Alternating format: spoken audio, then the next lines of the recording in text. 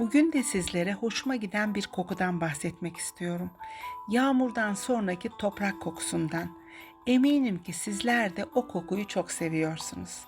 Ben de bu sihirli kokunun sırrı nedir, niçin herkes tarafından seviliyor diye araştırdım. Adını söyleyerek başlayalım. Yağmurdan sonra burnumuza gelen o huzur verici toprak kokusunun adı petrikormuş. Yağmur damlaları kuru toprağa düştüğünde bu damlacıklar toprak yüzeyindeki hava kabarcıklarını hapsediyormuş.